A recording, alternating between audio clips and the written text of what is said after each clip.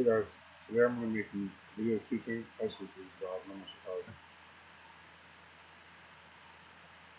Abnormal psychology isn't just about cognitive weird or crazy, it's about understanding real mental health challenges that people our age deal with on a day-to-day basis. What abnormal psychology really means. Abnormal psychology is the study of behaviors, thoughts, and emotions that cause real problems in each other. It's not just being different, shy, overwhelmed, or fantasy. We call something abnormal when it causes serious distress, it interferes with someone's normal life, or it's far outside of a typical norm for that situation. For example, being number being nervous before a test is normal. But having panic attacks every morning before school, that's something that's more serious, and so we look on for the classified as abnormal psychology.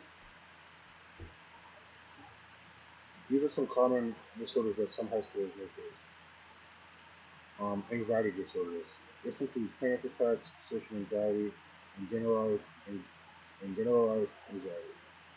A lot of students hide it because they think that everyone else is fine. Everything else is fine.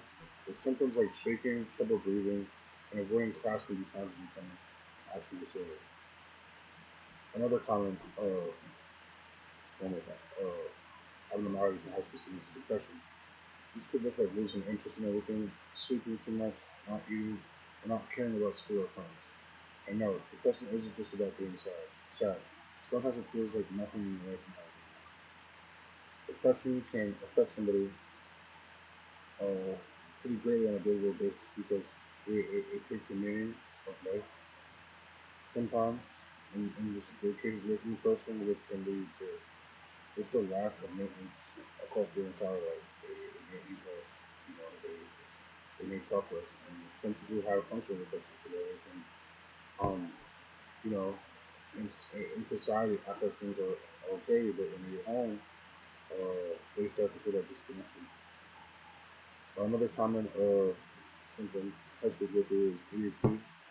Uh, it's not just about paying attention in class, it's about trouble focusing and making impulsive decisions, zoning out, or not being able to sit still. Another common one would be eating disorders. Uh, Disorders like anorexia, bulimia, or binge eating can start around this age. Usually around this age, these symptoms start to young teens because of the change in hormones, the change in their social environment, the change in their environment, and for uh, humans that young, the large change from being, somewhat fully independent of your parents, and the teachers are starting to become a little more independent, trying to find who you are and New York. And the biggest symptom for kids in high school obviously is substance use, which consists of vaping, weed, and alcohol. And kids, high schoolers use these mechanisms to help cope with the stress they're going through in high school. Why these things happen? Abnormal psychology uses a bio, biophilosophical model to explain why this is happening. That means that there's never just one cause. Biological means that there's a genetic relationship, or psychological, which is another one, and social. Those are the three main components as to why these things occur for young students at this age, and how these disorders can be treated. There's a multitude of ways for how people who go through these things within abnormal psychology can cope. The biggest would be therapy. Therapy is probably the biggest and most safest route when it comes to the basic level of people who go through these occurrences. But obviously, there's medication that individuals can take. There could be lifestyle change and support. Uh, Outside of medication, there's programs and facilities that even young adults like high schoolers, they can reach out to within the schools, within the community to help cope because, like I said earlier in the video, it doesn't matter the age you are. Um, mental, mental, mental mental issues can affect anyone at any time, no matter who you are, no matter how much money you make, no matter what color you are.